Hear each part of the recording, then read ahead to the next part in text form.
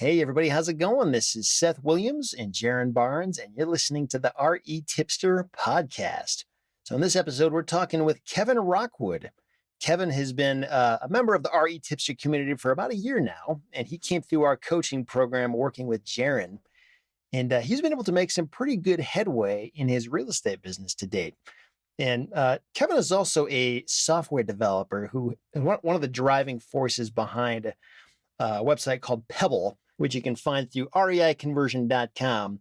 And Pebble is basically kind of like a pseudo CRM system that can handle direct mail management and lead tracking end to end. So it's kind of cool. It's worth checking out. A really interesting thing about Kevin, and this is actually why we're talking to him today, is he lives in South Korea. And he built his land investing business largely while working from the other side of the world.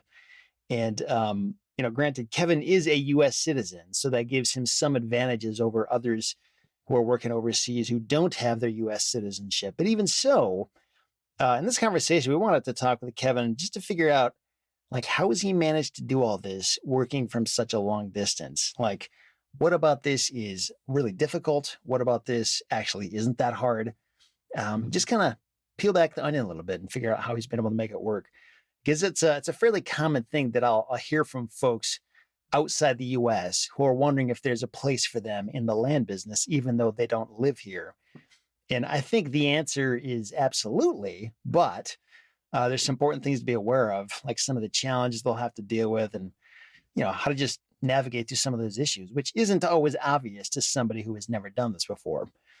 And another interesting thing I've found in talking with international investors like this is that there's actually some pretty ingenious ways that all of us can make things work better, even if we're already located in the US.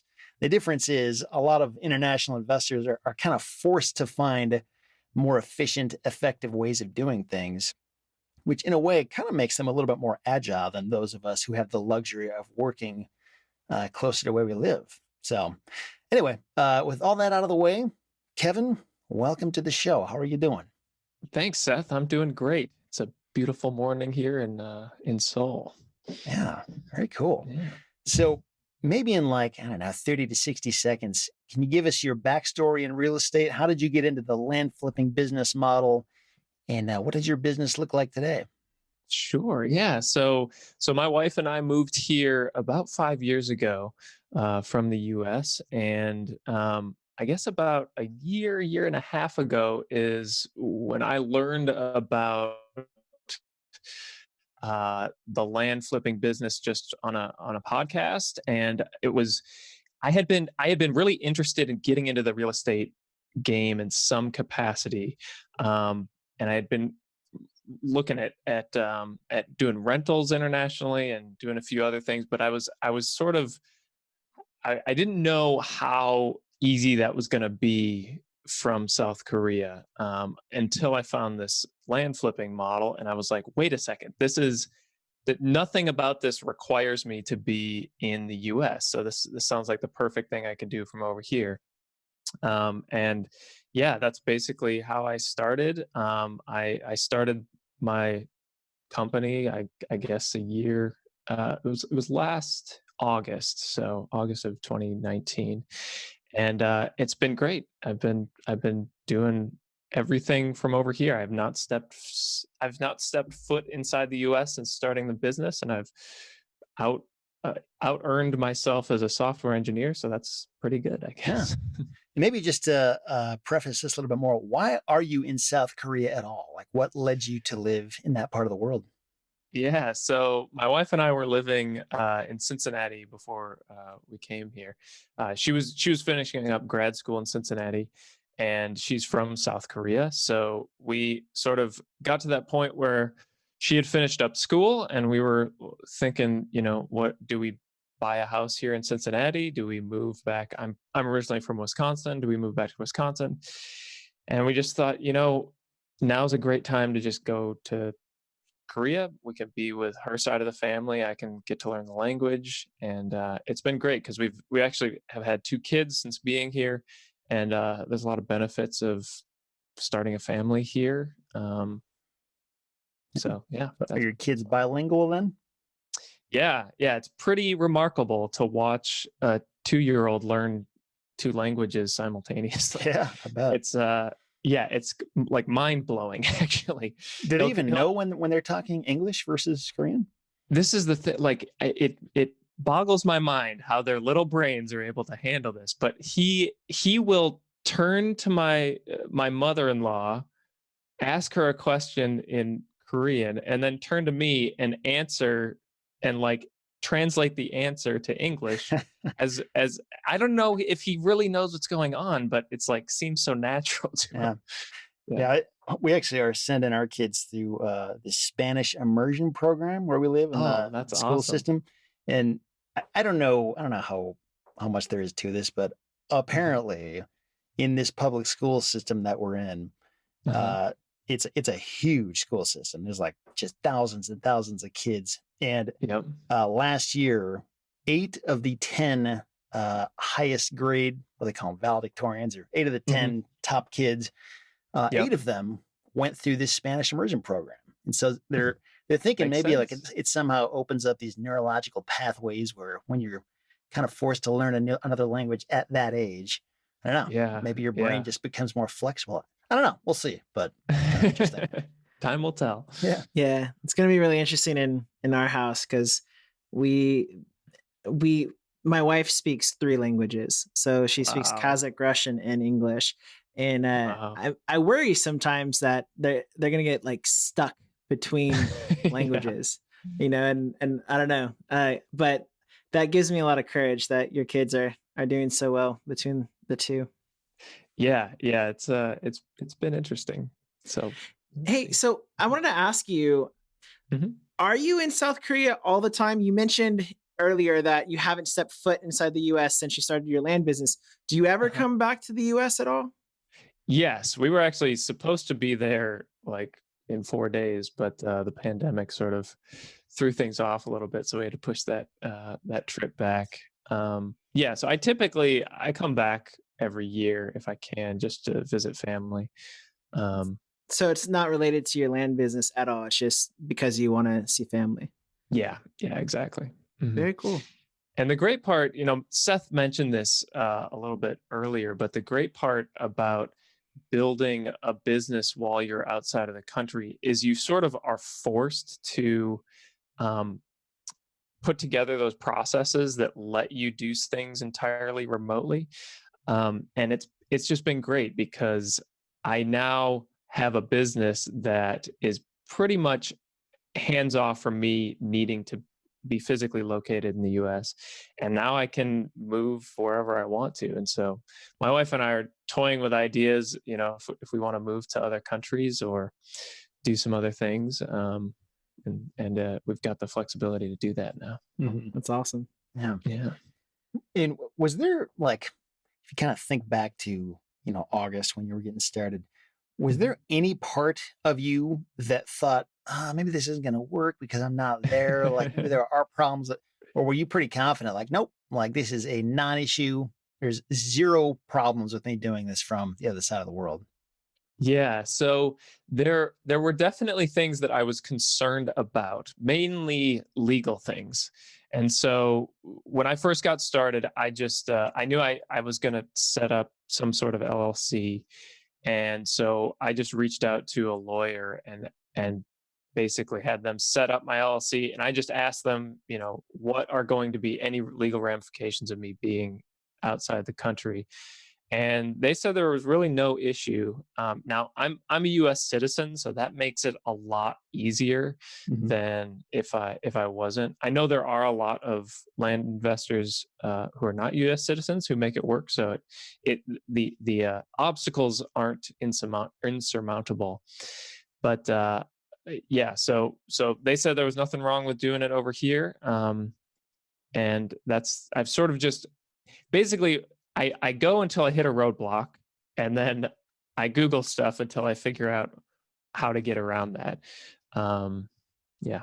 Yeah. So, And if anybody out there is listening to this and you're wondering, okay, what if I'm not a US citizen? What then?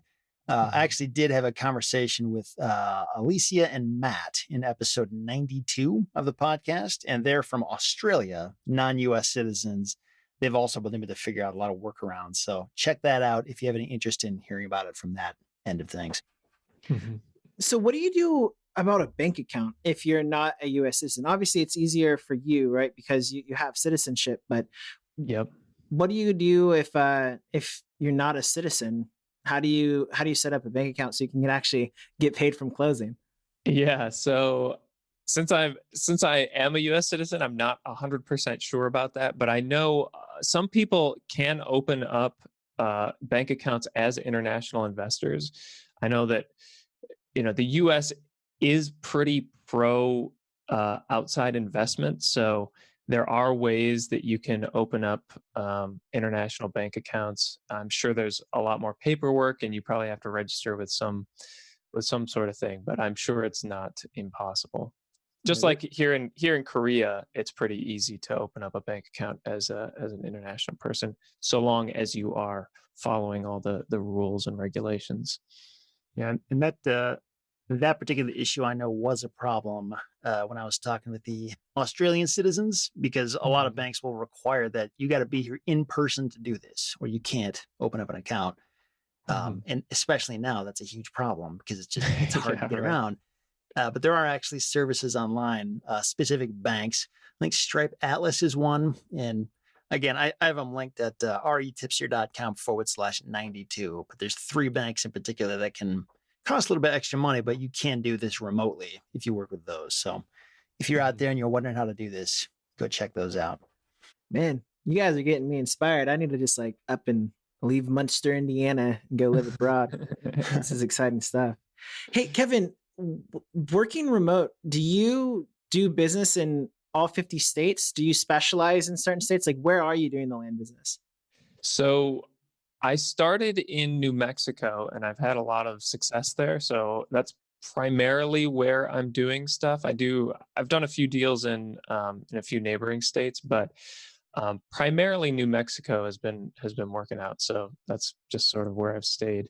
And there I've got a title company that knows I'm international, and so they're fine with me doing notarizations online and doing all that stuff. So that's sort of where I'm sticking to. In terms of New Mexico, did you like Mhm. think that through a lot before you decided to form an LLC there and start working there? Or was it just kind of like picking a state at random? Like what made you pick that? Yeah, it was sort of just randomly. I mean, I was looking at Zillow and I was looking through where land deals were happening, and I was I think at the time when I was first starting out, I was a little bit worried about going to really hot markets. I think that now I wouldn't care so much because I think there's a lot to be said about going where there's the most deals happening. Um, but yeah, I sort of saw New Mexico over there as like things were happening, but it wasn't like 1,000 deals were happening every week. So Mhm. I I went there and Mhm. it's worked out. Yeah. Mhm. So another issue that I hear about quite a bit, especially from international investors, is that it's kind of difficult to get notary signatures in other parts of the world. Notaries are not as big or as common of a thing as they are in the US. And so what I'll hear people saying is that they have to like drive to the nearest US embassy to get this signature, which is like crazy. It's like totally inefficient. It's not a good sustainable solution. There's also people who can like get online notarizations through like notarize.com, which can work Mhm. if the county that they're working in will record documents online. Not all of them do. Mhm. And what has your experience been with that? Like, how are you getting notary signatures in South Korea? Like, are notaries a normal thing in that country, or no? They're not. No, they have a whole different thing with these stamps, which is kind of cool. But no, I use notarize.com to do basically all of my notarizations, and so far I have not had an issue with that. Now, some I have come across title companies who will not accept online notarizations if they're going to issue a title insurance policy. But I just found one that's okay with it, and I th- I have a feeling now with the pandemic situation that those rules are going to be relaxed a little bit because it only makes sense that people kind of do things online. Yeah. happen. But yeah, I think that that so far that's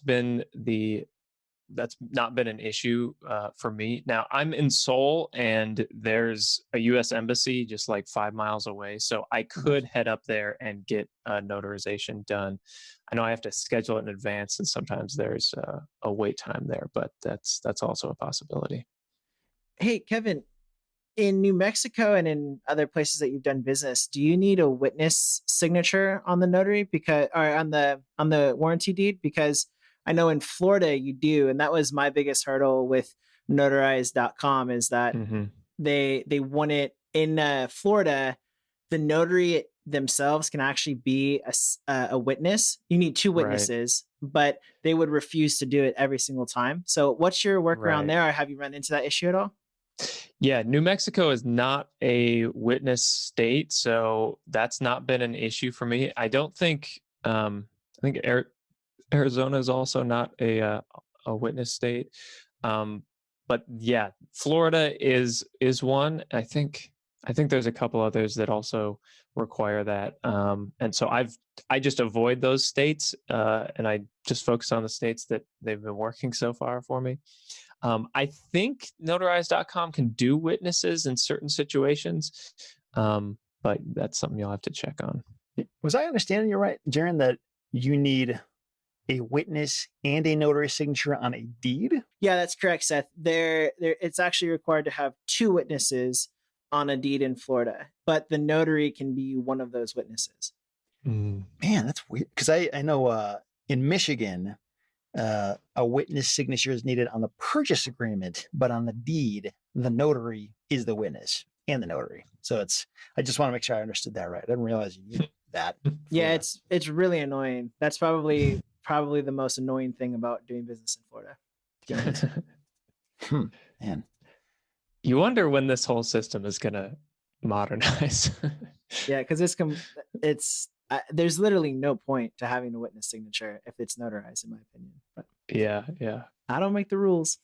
Yeah. So on that whole issue, this is a little premature for me to mention this, but in episode 94, I talked with one of the founders of a company called Fabrica. They handle closings a little bit different. They make it a lot easier in that you can put the deed into a trust and then you sell the trust to the end buyer, which means there is no deed that has to be recorded. And that you can also receive the money through their platform through an ACH. It's really, really slick. I actually did a video demo walkthrough of what it looks like to the buyer. It's like a 5-minute process. It's pretty cool. But again, it only works in a few states now, and they're expanding into new ones in 2021, I believe. I don't know if we'll ever see the day where that works everywhere, but if you are in a state where Fabrica works, it seems like a pretty helpful thing that can simplify that horrible process of closing that we're all just used to. And a big part of that is if you wanted to have an e-commerce platform in your land business where people were buying instantaneously, that's a solution to actually do that, where it removes that bottleneck of having to do a self-close or close through a title company. It's a pretty big deal. Yeah, I'm definitely going to look into that. That sounds great. Yeah. So when it comes to sending and receiving mail, and I'm not talking about direct mail campaigns when you send out like 1,000 letters, but say if you have a single purchase agreement that you want to send to somebody specifically, or I don't know, a thank you card or fill in the blank, some single piece of mail. How do you do that when you're in South Korea? Are you dropping it in the mail at South Korea, or do you have some place here in the U.S. where you can not only receive like through a traveling mailbox type of solution, but also send out mail from the U.S. even though you're not here? Yeah, that's a great question. So, in terms of receiving mail, I use exactly traveling mailbox. They've been fantastic. Basically, you get mail and they scan and email you a picture of what the mail is. You can then have them open it and forward that to you. In terms of sending mail, I do everything through Pebble. So I can send neighbor letters through Pebble. I can send thank you cards, thank you letters through Pebble. So basically all my outgoing mail is just done through Pebble, and all that's kind of one click sort of stuff. So Yeah. And another issue that I didn't even realize this was a problem for some people, but apparently when you are outside the US and you don't have a US based phone number, it's very hard to get text to verify messages. Say if you're trying to set Mhm. up, I don't know, an account anywhere where it has to send you an SMS text and you have to receive that and click it to confirm. Because apparently, Mhm. even if you have text messaging set up through like a VoIP online phone service, somehow they know that's not a real number and it won't work. You have to have a literal US phone number with a phone in your hand to get it that way. Do you have a US based phone number or how are you I, handling that? yeah, I do. I have a couple US phone numbers through like a service. I use a service called Talkie, which is very similar to Ring Central or Yeah. some of those other services, a bit cheaper. Um, but I've actually had this Google Voice number. It's a New York number that I've had since college, and if I ever get dinged on using one of my talkie numbers where it says this is not a legit number, I use that New York Google Voice number, and I've never had a problem with that. Now, I don't know if that's just because it's an old enough number that they know that it's legit Mhm. or what there, but that seems to work fine. Hmm, cool. It's good to know. I did hear about this website called felixmerchant.com. Never used it. I Mhm. can't vouch for it, but apparently, if anybody out there is ever having this issue, you can like pay on a per use basis to get stuff verified, like Gmail accounts or Facebook accounts and that kind of thing. So, if Mhm. anybody out there is listening to this and they don't know how to get over the issue, maybe felixmerchant.com can help. Might be worth checking Yeah, out. yeah. Yeah, and I've heard there's other services that do verified numbers in the U.S. I'm not sure exactly which ones they are, but they're kind of a step above the Ring Central where they're legit numbers. Probably Mhm. cost a little bit more, but Yeah. mhm. And before we move on, so this is jumping back to my previous question about the sending and receiving of mail. There was ever a time when you had to get a hard copy notarized in South Korea and you Mhm. had wet ink on a piece of paper and that had to be sent to the US. How would you handle that? So what I would probably do is if they could, if I had to literally receive the physical mail, Mhm. um, if they can't send it to me internationally, I would send it to my traveling mailbox, and then they can forward it FedEx overnight. It's usually pretty pricey, but they can do that. That'll land here the next day. I would take it to the embassy, get it notarized, and then mail it with FedEx here back. So it would be pricey, but not impossible. Okay. When you Cool. say pricey, ballpark, how much? I think for overnight, doing a letter size from traveling mailbox is like 30, $40 or something like that. Okay. And to do it overnight back. Now, if it's not overnight, that's probably a little cheaper. So Yeah. that's probably what I would do. Luckily, I haven't run into that issue yet, but we'll see. Kevin, when you're in South Korea and you do a lot of interactions with title companies and stuff here in the States, what do you do about time zone? Do you just like work at really weird hours of the day? How does that work? Yeah, that's honestly that's been probably the biggest challenge for me is dealing with time zones. So typically, what I'll do is wake up early here and kind of batch my calls at like 5 6 a.m. here, where I'll just have a list of calls that I'm going to make, whether it's to title companies, buyers, or sellers, and I'll just batch those all in like a 2 hour window. That in the US that ends up being afternoon time, like 2 to 4, I think is what the Western time zone is. So it's not terrible. And honestly, South Korea is like the worst place I could be. It's like exact opposite of the globe. um, so that makes things challenging, but as long as you're flexible enough to either stay up late or wake up early, you can get around those issues, um, from what I've found. Mhm. Yeah. Something that was brought up in episode 92 when I was interviewing AJ and Matt was they have some key people in the US who do things for them on their behalf when needed. Do you have anybody like that? Like, do you have a family member or, I don't know, anybody who can go do things for you? Yeah, my brother's in Colorado, and he's actually been doing some of the phone stuff for me, and that's been great. There's some other services out there like Pat Live. I know people like, and that you can always hire a like a VA who's in the U.S. I have not needed to do that yet, but it's definitely something that I'm thinking about, especially for intake, just responding to voicemails and that sort of thing. It would be great to have somebody in the U.S. So it's on my list of things to upgrade on the business. Mm-hmm.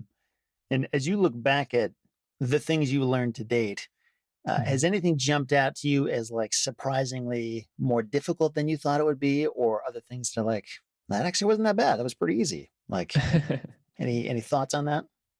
Yeah, I think that the difficult thing, probably the more difficult thing, was just managing the phone call stuff and trying to adjust my day to get to that point.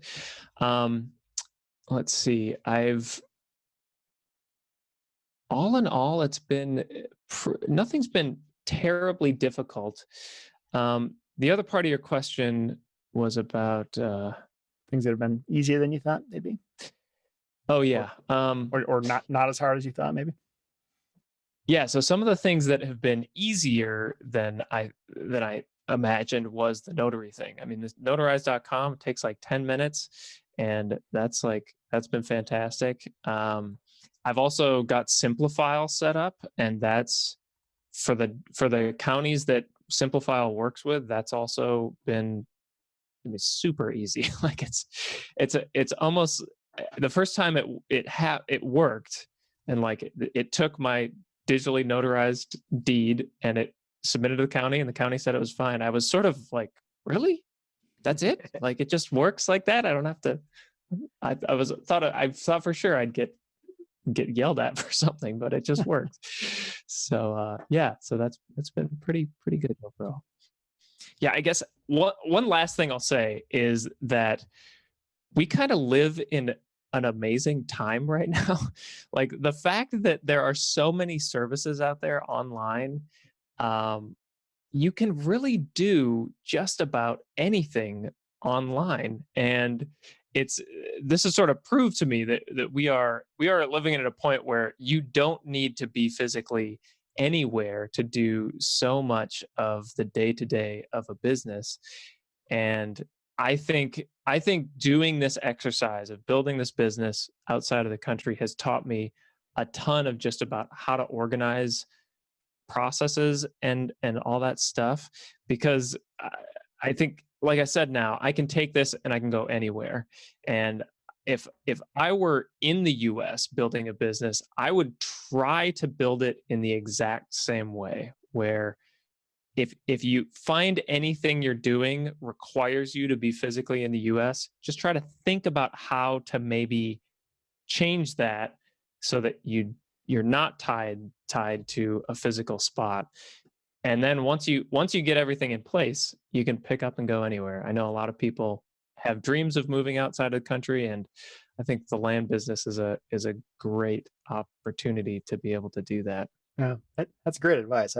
I wish I would have heard that way back when I was getting started. Granted, I don't know if all the same services existed at the time, but like, Right. something that irks me all the time is going to my physical mailbox and getting my mail. I mean, as simple as that is, like, sometimes I just wish I could like pull up my phone and do the traveling mailbox thing and see what people sent me. But like, It's great. it's one of those things, like, I could switch it, but it would be like a big migration because like a lot of people and things have that old mailbox address, and it would have been great if I had just done it right from the get-go.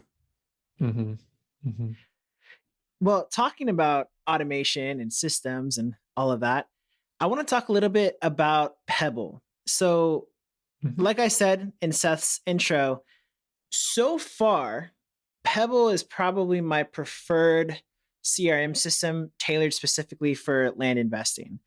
And I kind of want to just take a little bit of our conversation today and just understand kind of what was the inspiration behind creating that, and just kind of dive into Pebble a little bit. So what's the 30 to 60-second backstory of Pebble, and what does it do for the land community at large? Yeah. So, like Seth mentioned in the intro, my kind of background is as a programmer. I've been a full-time programmer for about 10 years. And when I started getting into the land flipping business, I sort of realized there is so much of this business that can be automated. And I started out using the tools everybody else uses with spreadsheets and Trello, and sort of trying to piece together a system like that. And that worked. And that's what a lot of people do. And that's great.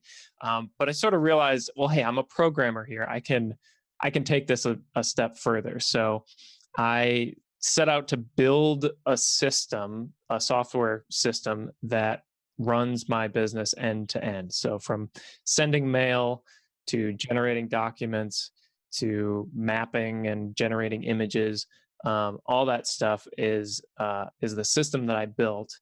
And I sort of built it for myself. I just built it as a thing to manage my business, and I got a lot of success with it. And I sort of started thinking how I could share this with other people. And so I posted it on a few Facebook groups. I think it was REtipster that I posted in. Somebody was asking what people use for CRMs. I showed it off. And that's when Jesse from REI Conversion reached out and was like, hey, I'm talking to a lot of people and they really want something like this. So why don't we partner up and build this as sort of a software that other people can use. And so that was last May, June. And so we launched Pebble. So reiconversion.com/Pebble.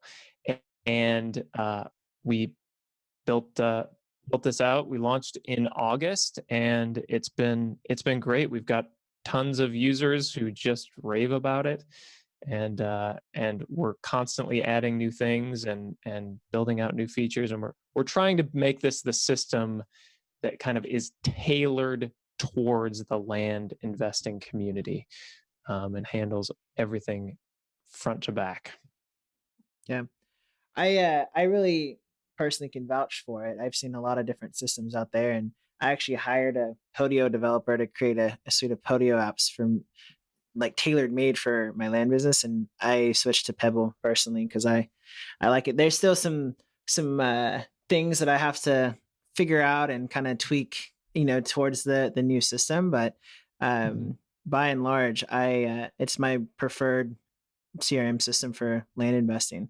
It just is it's like I was telling Seth the other day, actually, it's kind of like the difference between using a Windows computer versus a Mac computer. Like it feels like you're using a Mac computer when you use Pebble. Yeah, we really try to make it as user friendly as possible. I know that there are some products out there that might not be it might be a little older and might not kind of use the modern design aesthetic. So we're trying to make this as modern and as user friendly as possible. So is there anything else we should know, Kevin, about just your experience in South Korea or with REI Conversion, or have we kind of covered all the basics on both of those things? Well, I think that people who are thinking about moving internationally and just might be freaked out about the whole thing. I know for me in 2016, when I was going to move here, I sort of was like, what am I doing? This sounds crazy. Like, how am I going to get a job? Like, what am I doing? I would just encourage you to do it. I think living outside of the US has opened my eyes to a lot of experiences and different things. And it's actually given me a lot more respect looking back now. I sort of seeing your country from the outside, you sort of realize like, oh, there are some cool things that I never really noticed while I was there. And it's just something that if you can live outside the US for a piece of your life, I would definitely encourage you to do it. Yeah, definitely. Is South Korea different from the US in some way? Or is it like, Yes. is it? It's I don't get it. What's different about it? Well, there's a language that's slightly different than English. Do you guys drive a Hyundai? We drive a Kia. Yeah. Kia? Kia, that's right. Yeah, who makes a better car, the South Koreans or the Americans? I don't want to cause any problems here, especially from a Michigan agnostic guy. about that. Yeah, That's fine. But yeah, you do. I've got a major highway outside my window here, and like every car is a Hyundai or a Kia or a Damas, which we don't have in the US. Samsung makes cars over here. So they do? Yeah. I didn't know that. Yeah, that's cool. Samsung makes like everything. Really? Literally everything. They make apartment buildings. There'll be apartment buildings with the Samsung logo on the side of it. Excavators, tanks. Like they make everything. But do they make like food, or is that where they draw the line? They have department stores and restaurants. They'll have like the Samsung. What? That's crazy. I had no idea. Yeah, Samsung. The Korean economy is really weird, and we could dive into the history of this, but basically post-Korean War, the government really wanted to rapidly industrialize the country. So they basically set up these quasi-government companies with these rich families, and they said, we'll give you unlimited loans to build this country. And so Hyundai, Kia, and Samsung were basically these giant pseudo-government companies that just got cash pumped into them. And so they built everything and sort of relaxed the monopoly laws for them. And that's sort of what drove the industrialization of Korea. But yeah, Korea is a very interesting place. The culture is pretty drastically different from the US. There's a lot of things to get used to. But at the end of the day, you sort of realize like everything's the same. People behave the same. We're all humans. We just do things a little bit differently. Yeah. Is it true that, in a sense, South Korea is sort of like Israel because there's like this constant threat of war from North Korea? So like everybody's got to go in the military at any point. People are like ready to go to war if they need to. Is that accurate? Yeah, I think that is what drove South Korea for the past 40, 50 years. I mean, 60 years since the Korean War ended. Yeah, so there was this constant threat of North Korea. Every male in Korea has to do 2 years of military service. And I think it was sort of the fire that lit the Korean economy was this, we got to be better than the guys up north, because if we're not, they're going to come take us over. So there was this huge amount of push to rapidly industrialize. And yeah, you see it. I mean, there is a speed at which Korea moves that I cannot describe to someone who hasn't seen it. There is just, people just move at lightning pace here. There's no pausing to do anything. It's just like, get it done. Like, send me a text message, do this now. And that's sort of what has driven everything. I would say these days, they have been living with this threat for 70 years. And it's not, I think people are just used to it now, that they don't really think about it day to day. I think there's a sort of a realization that they are the dominant economy now, and North Korea really can't do much aside from yelling and throwing sticks, basically. So people, I don't think it's top of mind for most people. Yeah. What was the whole reaction? Just the developments with, is it Kim Jong-un? How he was Kim Jong-un. Yeah, like how he was communicating with Trump, and No, just the fact that a U.S. president was over there at all doing that, which had like never really happened. Like, what did the South Yeah. Koreans think of all that? I think it was like I was thinking of it. It was cautious optimism, but also when he started yelling about nuclear buttons and stuff, that really freaked a lot of people out here. I think that it sort of opened my eyes a little bit to the fact that what the US says does have a lot of weight, especially in a country like South Korea, which is a very close ally to the US.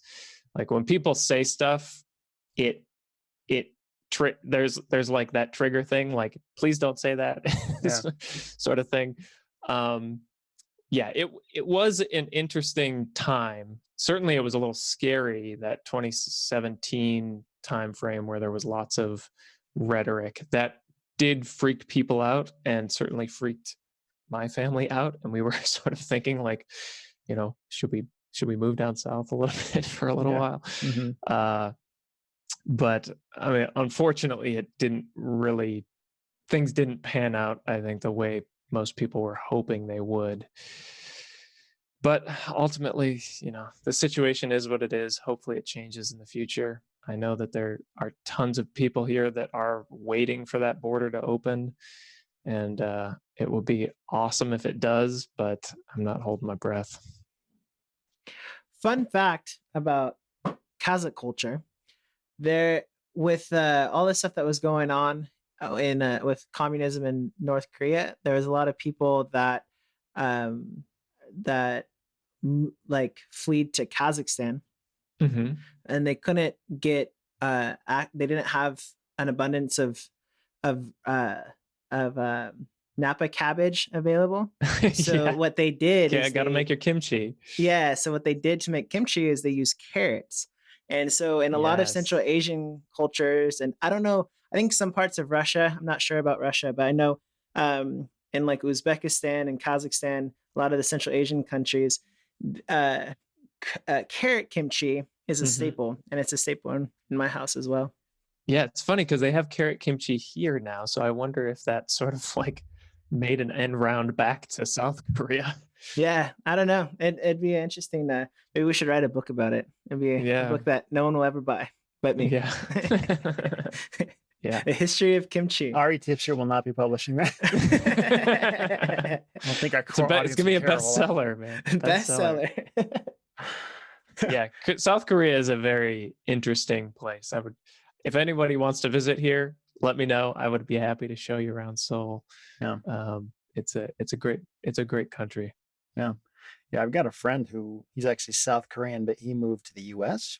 But he always talks about how like his grandparents, the Korean War is like super personal to them. Like they had siblings that died in the war and stuff. Like it's not just some theoretical thing you heard about in history class. It's like, no, my mother-in-law talks about remembering having to walk like 30 miles to Busan, which is like the last holdout where the US military was kind of holding on to the corner of Korea. And she's from Daegu, so she had to walk, and she remembers walking down the highway for 30 miles to get to the US lines, which is that's a whole lot, hearing artillery shells going off across the mountains. So yeah, it's something that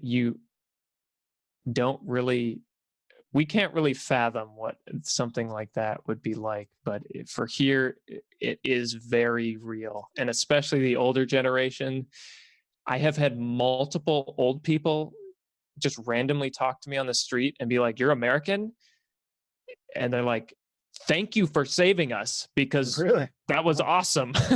Like, wow, that's crazy. So, yeah, I never really expected that, but yeah, I was like, I didn't have anything to do with it, but thanks anyways. All righty. Well, we're going to do our final 3 questions with you. So at the end of many of our shows, not all of them, but something we like to do is ask 3 kind of more personal questions just to learn a little bit more about how you think and how you operate.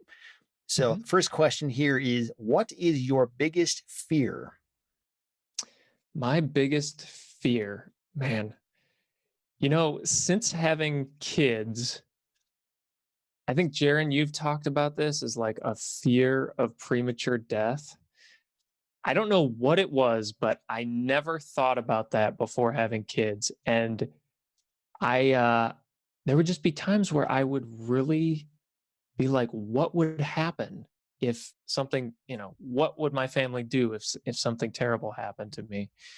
And so that's certainly my biggest fear is yeah. I can totally relate to that. It's something that I think about a lot because I don't really have good contingency plans in place if I die and I'm the primary income provider for the family. And so I think about it quite often. I'm like, man, I gotta really get tons and tons and tons of cash so I can buy a bunch of rental properties so I don't have to worry about it. So I just replace myself with cash flow in some capacity. Yeah. But yeah, man, it's a scary thing. It really is. Yeah, that's term life insurance. That alleviates some of my concerns. Yeah, I got some term life insurance, but it's only temporary, Yeah, true. Yeah, I think about that too sometimes. And there's like that money side of it. I think maybe as males, that's kind of what we gravitate towards because that's our role is to, provide and all that stuff. But it's also like the emotional, psychological, like, man, what a loss. Yeah, to I know. lose a father or a mother for your kids or your spouse. It's just, man, like I don't know. I get it. And I don't know what we can do about it other than just try to stay safe and not die. But it's just like we'll wrap ourselves in bubble wrap. We won't leave the house. That's the solution. That is the answer. Well, hey Kevin, what's something you're most proud of? Boy, what am I most proud of? Being on the REtipster podcast, bro. This is the pinnacle of life success right here. I am just proud that I've sort of made enough things work that I'm not a starving homeless person. I mean, not that I know people run into situations that make life very difficult, and I definitely have empathy for that. But I sort of have to look back at some point and thinking about myself as a high school kid and just having no idea what I was going to do, and just being overcome by like anxiety of what the future was going to bring and how I was going to make this stuff all work out. And I've sort of like things have worked out for the most part. I mean, granted, they could be better. Things they could be a lot worse. But I think I'm just proud that I'm able to have a life that can provide and I can do the things for the most part that I want to do. And yeah, I would love to go back to my high school self and just be like, don't worry about it. Like you'll figure it out, and enjoy the journey, sort of thing. That's really healthy and good to reflect on that, because there are so many ways to do things wrong and to not have things work out and to just work hard at things that lead nowhere. And it's a significant thing when you get anything to work. I mean, the world we live in, it's hard. It's hard to make money. It's hard to do things that are a smashing success. You don't just for the most part, you don't just, oops, I just made $1 million. I just made a bunch of money. I just had success here. Like you really need to be intentional about it. So the fact that you've been able to succeed in multiple domains is a pretty cool thing. Something to be proud of, I think. Thanks, Seth. Yeah. So final question here. What is the most important lesson you have ever learned? Lots of great lessons, but I think recently, well, probably the past couple of years, I've really gotten into this idea of FI, like living financially independent. And I'm not at the point where I'm financially independent, but just learning to think about money in a very honest and open way. I think money for a lot of people is very stressful and something that we don't look at from a logical standpoint. It's like our brains, we're able to operate logically in our workplace and with our families and stuff, but when it comes to money, people just throw logic out the window. And I think that I suffered from some of that too. And when I found like there's the Choose FI podcast, which is fantastic, and some of the other kind of FIRE movement ideas about really looking at your expenses and what your money is doing and how you're investing, and really just trying to think about your life in an objective way and asking yourself questions like, do I need this new car? Do I need this big house? Like, what is going to make me happy? And then focusing your money on only those things. That really kind of changed my life and changed the way that I focus, not just my money, but my time and my effort. So yeah, I'd say that. Yeah, it kind of reminds me of that quote, the wealthiest person is not who has the most, but who needs the least. Exactly. Does that make sense? That's exactly what it is. Yeah. Sensei Seth over here. Yeah. That is my genius at work right there. Cool. Well, Kevin, if people want to find out more about you or about Pebble, remind us again, where do we go to do all that? Yeah, you can go to reiconversion.com. We're actually going to put together a little download pack for you that might be thinking about moving internationally or operating this land business internationally. You can go to reiconversion.com/international, and we'll have a little thing for you there. But yeah, reiconversion.com, and check out Pebble. If you want to reach out to Jesse or myself, we can chat with you and show you around, give you a demo. If it's something that you'd be interested in, we're more than happy to chat. Yeah. And this is episode 96 of the REtipster podcast. So we're going to have show notes with links to all of the stuff that we mentioned during this conversation. If you want to go there and check it out, retipster.com/96. That's where you can find it all. So thanks again, Kevin. Appreciate you getting up early for us and chatting it up about international land investing. So yeah, appreciate it, man. Thanks. Appreciate being here. So there you have it, folks. That was our conversation with Kevin Rockwood. Anything jump out to you, Jaren? Anything that you walked away with that you didn't know yet about Kevin and his situation? I mean, I already knew a lot of it, but it again was just very striking on how much I like Kevin just as a person. Like he's just likable guy, isn't he? He's just very easy to talk to. And I just really thought his insights were practical and to the point. There wasn't much fluff. It was just a really good interview. I just thought a lot of his insights were just really solid. Yeah. I like what he was saying about, I think I said it too, but just this idea of almost like putting a limitation in place. Like, what if you couldn't be in the US? How would you get this done? Because like, if you really truly can be independent and realize how many different ways there are to get things done, like that kind of opens up a lot of doors just in terms of your ability to travel and even save time. Like when I think of just how much time I've wasted over the years, just like taking needless trips around to like the bank or to my mailbox or get a notary signature, all the stuff. Like I've spent many an hours driving to meet a seller.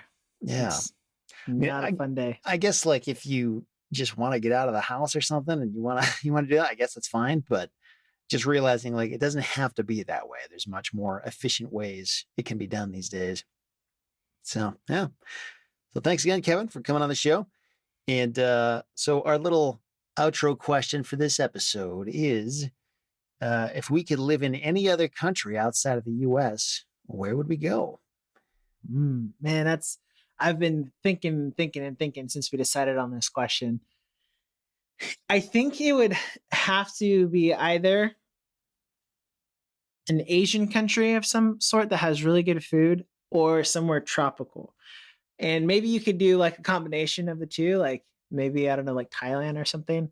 I've never been to Thailand, so I don't know. I know that Thailand is on me and my wife's bucket list. I really want to take her to an all exclusive and like do the whole thing and really explore Thailand with her. I know South Korea is actually on her list as well. She'd really like to go to South Korea. I'd like to go to Japan, but live, I don't know, because I haven't like explored that much. I do think doing somewhere like Costa Rica or somewhere in the Caribbean would be really cool too. That's very much my vibe. Yeah. A lot of sunshine, a lot of really amazing food. Hawaii, even though it's not a different country, that would probably work really well for me. Yeah. Yeah. Yeah, man. So do you have one? Did you nail down on one? Okay. No. Yeah.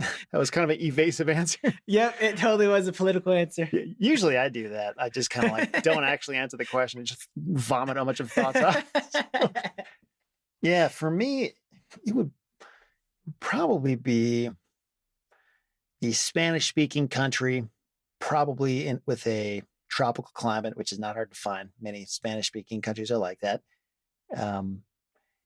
And I really think as long as the government isn't like oppressive, there's a lot of countries in the world where it would be awesome to live there. Like you could, if you have resources and money, you can make a great life for yourself. And yeah, so if I had to pick a specific one, man,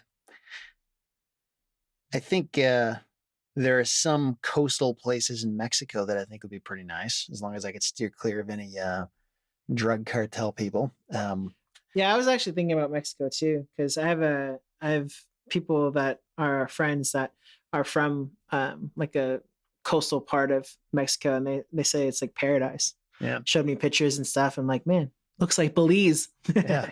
I mean, when I was in high school, I took a couple trips to Mexico, and we went to the opposite of glamorous places of the country, and it's I don't know that I'd pick that, but yeah, I think I've been to Cancun, which is pretty awesome, and I've heard the west coast of Mexico is pretty amazing as well. So maybe do that.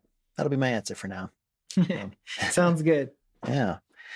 Cool. Well, yeah, again, if people are out there listening to this on their phones, you can feel free to take out your phone and text the word free, FREE, to the number 33777. You can stay up to date on all things REtipster, all the new things that are happening. And if you guys haven't checked out our forum yet, go do that. Go sign up for a free account, and you can have all kinds of conversations with other tipsters in the community, and you can learn a lot of stuff there. I learn new stuff there every day when I'm hanging out and helping other people out, and they're helping me out. So, but yeah, thanks again for listening, everybody. And show notes, retipster.com/96. And hopefully we'll talk to you again in the next episode.